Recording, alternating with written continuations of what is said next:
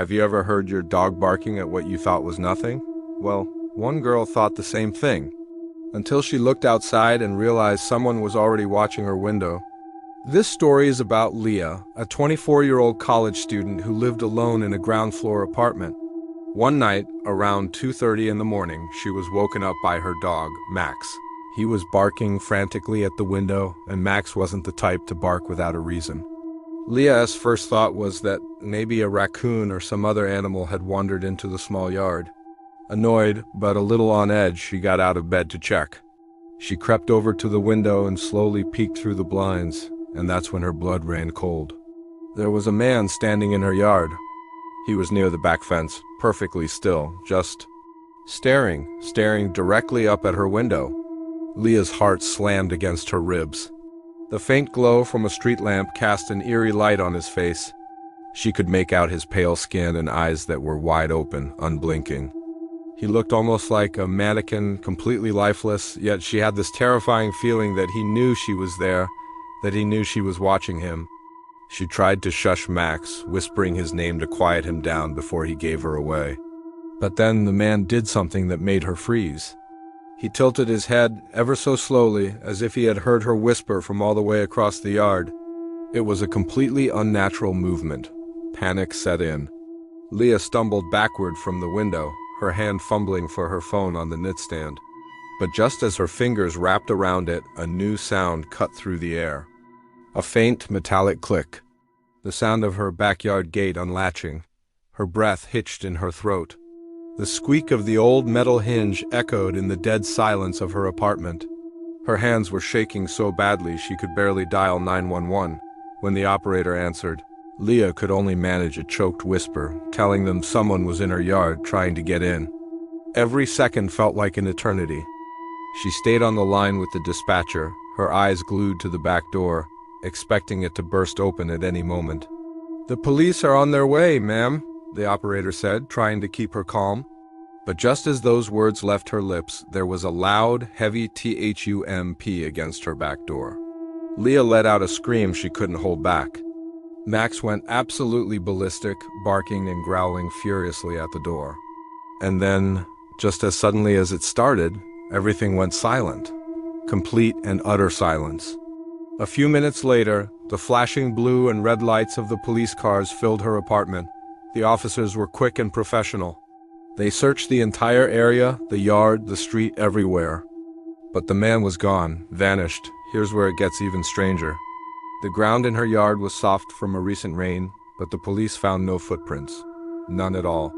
The only sign that anyone had been there was the gate, which was still swinging gently back and forth in the breeze.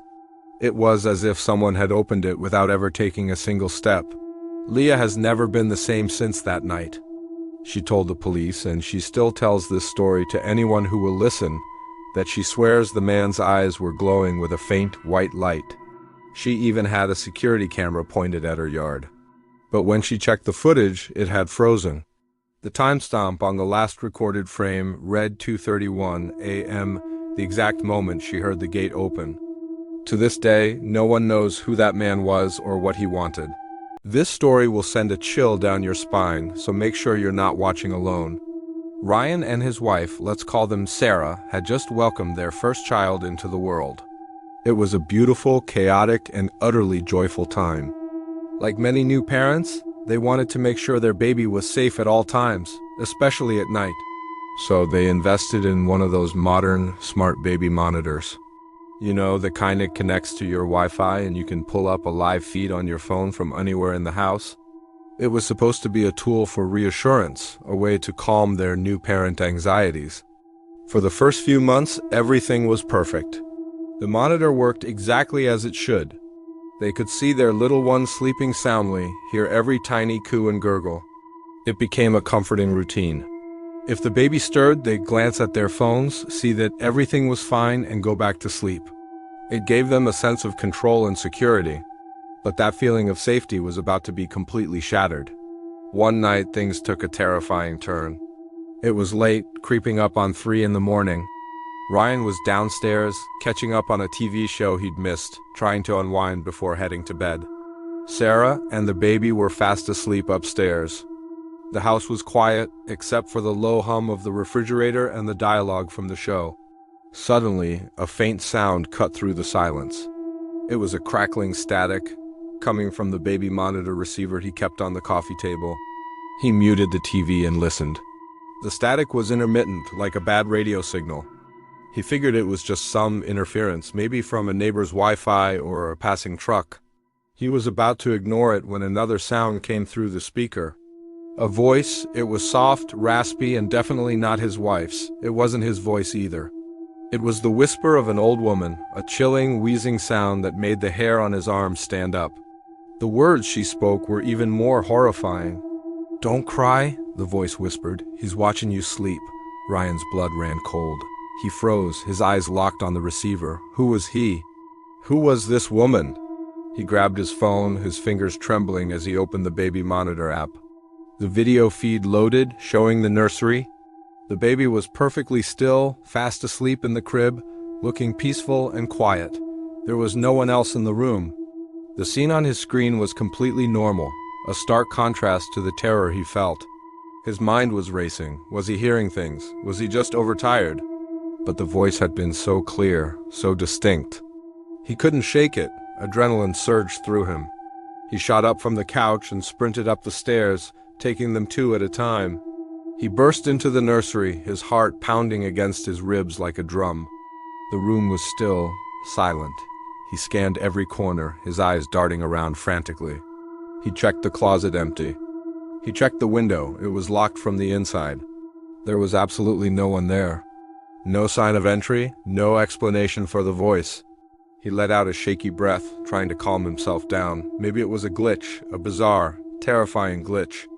As he turned to leave the room, feeling a mixture of relief and confusion, something caught his eye. The baby monitor camera, mounted on the wall opposite the crib, moved. It was a small, almost imperceptible tilt, panning slightly to the right. It was the exact motion someone would make if they were adjusting the view, as if an unseen hand had just touched it. That was it. Ryan didn't hesitate. He ripped the camera from the wall, yanking the cord out with it. He didn't care if he broke it. He just wanted it out. He stood there in the dark nursery, holding the disconnected camera, his heart still hammering in his chest. The next morning, exhausted and on edge, he called the company that made the monitor. He explained the situation, the voice, the camera moving on its own. He was convinced their system had been hacked. Someone had gained access to their camera and was tormenting them. But the support agent checked their logs and found nothing. They assured him the camera hadn't been connected to any other account. There was no record of a security breach, no sign of a hack, no unauthorized access whatsoever. According to their system, everything was secure. This only made Ryan more uneasy. If it wasn't a hacker, what was it? Later that day, still trying to make sense of it all, he decided to check the saved video playback from the previous night. The monitor automatically recorded short clips when it detected motion or sound. He scrolled through the files until he found the recording from around 3 a.m. He watched the clip, his stomach in knots. The video showed the baby sleeping peacefully. But then, for a single, terrifying frame, he saw it. In the corner of the video, standing near the crib, was a faint, shadowy outline. It was the figure of a woman. She was just standing there, watching the baby. Her form was translucent, almost see-through, but her eyes looked dark and hollow. It was only there for a split second before vanishing. Ryan's hands shook as he looked at the file's timestamp. 3:03 a.m., the exact moment he had heard the old woman's voice whisper through the monitor. They never plugged that baby monitor back in. Have you ever heard a sound that just chills you to the bone? A sound you can't explain, but, isn't right? This story comes from a Reddit user who worked for a city maintenance team, and what he experienced in a dark, forgotten tunnel will make you question what's real and what isn't. His job was pretty routine, cleaning out old drainage tunnels. These weren't just small pipes. Some of them were massive concrete tubes that ran for miles under highways and city streets. Dark, damp, and usually filled with nothing more than echoes and grime. But one particular tunnel, it had something else waiting inside. It was a long drainage tunnel that ran for nearly a mile under a busy highway. He and his crew were tasked with inspecting it for blockages. He drew the short straw and had to walk the entire length to the far end. Armed with a heavy-duty flashlight, he ventured in. The air grew cold and heavy. The only sounds were his boots splashing in the shallow water and the distant hum of traffic overhead. As he got deeper, about halfway through, he heard it. A faint sound like soft crying. He stopped, listening intently. It sounded like a little girl. At first he brushed it off. Tunnels play tricks on your ears. Echoes can travel in strange ways. Maybe it was a child playing near an open manhole cover somewhere up above, but the sound didn't fade or change. It was a consistent rhythmic sobbing, a sound of pure despair. "Hello?" he yelled out, his voice bouncing off the curved concrete walls. "Is anyone down here?" Silence. For a moment he thought he'd imagined it. But then the crying started again, and this time it was closer, louder. A wave of unease washed over him. He was a mile underground, in a place no one should be. He gripped his flashlight tighter and continued walking, pushing against the fear that was building in his chest. He had to make sure no one was trapped. The sobs grew louder with every step he took, echoing in a way that felt unnatural. And then his flashlight beam landed on something. About 50 feet ahead, a small figure was sitting in the ankle-deep water. It was a girl, maybe 8 or 9 years old, with her head buried in her hands, her shoulders shaking with each sob. Relief mixed with confusion. How did a child get all the way down here? "Hey, are you okay?" he shouted. "Are you lost?" She didn't respond. She didn't even seem to notice him. She just kept crying. He started walking toward her, his boots making loud splashes in the dark water. "Don't worry, I'm here to help," he said, trying to keep his voice calm. He was only about 10 feet away now. He could see her drenched clothes and long, dark hair plastered to her skin. He called out one more time. And that's when she stopped crying. Everything went completely silent except for the dripping water. Slowly, she lifted her head from her hands and turned to face him. His heart stopped. Her face was deathly pale, streaked with grime and water. But her eyes, they were completely, unnaturally black. 2 solid orbs of darkness, devoid of any white, any iris, any pupil. They were just empty voids staring right through him. A primal fear he'd never known seized him. He didn't scream. He didn't even breathe. He just dropped his flashlight into the water, plunging himself into near total darkness.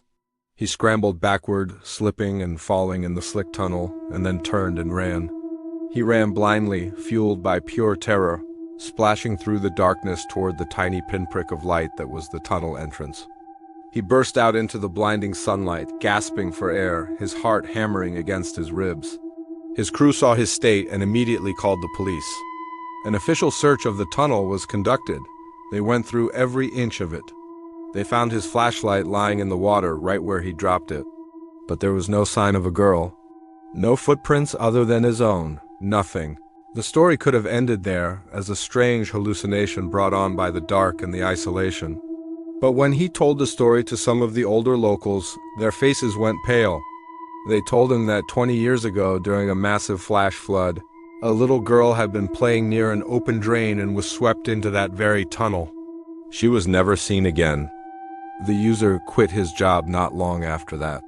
To this day, he swears that whenever he has to drive over that specific section of highway at night, if he listens closely, he can still hear the faint, heartbreaking sound of a little girl crying, lost in the darkness below.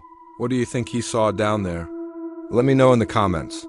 This comes from a truck driver, a seasoned vet of the road, who was hauling a load through the empty stretches of rural Arizona. If you've ever driven through there, you know what I'm talking about. It's just miles and miles of desert, dark and silent. The kind of place where your headlights are the only thing cutting through an ocean of black. It was late, probably around 1 in the morning. The only sound was the hum of his engine and the rumble of his tires on the asphalt. He was in that hypnotic state you get into on long, straight roads, just keeping his eyes peeled for deer or other animals. And that's when he saw it. Up ahead, a dark shape was lying stretched across his lane. His first thought was, "Oh no, a deer." So he started to slow down, easing off the gas and getting ready to brake. As he got closer, he flicked on his high beams to get a better look, and his heart just dropped into his stomach. It wasn't an animal. It was a person. A man lying face down right in the middle of the highway. He was wearing what looked like regular street clothes.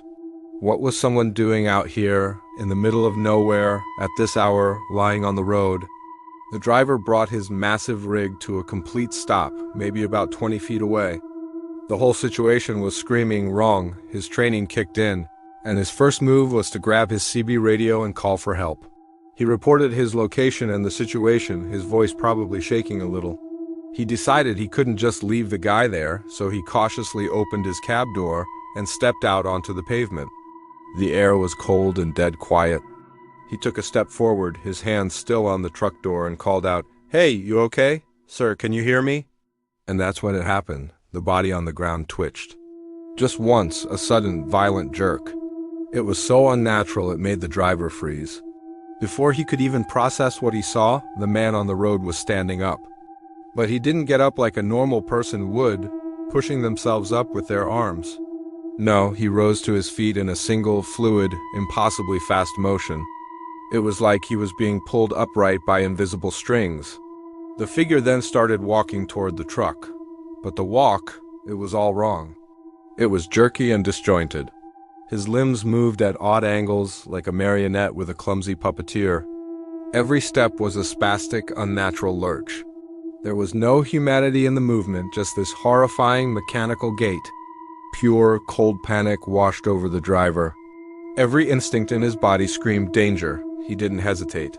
He scrambled back into his cab, slammed the door shut, and hit the locks. His hands were fumbling as he threw the truck into gear and stomped on the accelerator. The engine roared to life and the truck lurched forward. As he sped away, he glanced in his side mirror. What he saw is what truly haunts him to this day. The figure wasn't walking anymore. It was running, sprinting, and it was keeping pace with his accelerating truck. Its limbs were flailing wildly as it ran, moving faster than any human should be able to move. It was a full-on, terrifying sprint right on his tail. He pushed the truck faster and faster, his eyes glued to the mirror, watching this thing chase him down a deserted highway. After what felt like an eternity, but was probably only a few seconds, the figure just vanished. One moment it was there, a nightmarish silhouette in his mirror, and the next it was gone. He didn't stop driving. He floored it for another 20 miles before he felt safe enough to even ease up on the gas.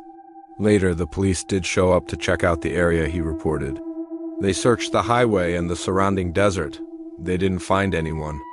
No man, no body, nothing. But they did find something else. Right where the driver said the man had been lying, there were drag marks in the dirt on the shoulder of the road. Long, deep grooves, as if something heavy had been pulled from the road into the desert. The police followed these drag marks. And at the very end of them, they found a set of footprints. The footprints just went a few paces into the desert sand and then they just stopped. They didn't lead anywhere. They just ended, as if whatever made them had simply ceased to exist. So what did he see out there? A prank? A trap? Or something else entirely? Something that haunts the empty roads when the sun goes down. Thanks for listening, and if you have any stories like this, I'd love to hear them. Don't forget to like and subscribe for more. Stay safe out there.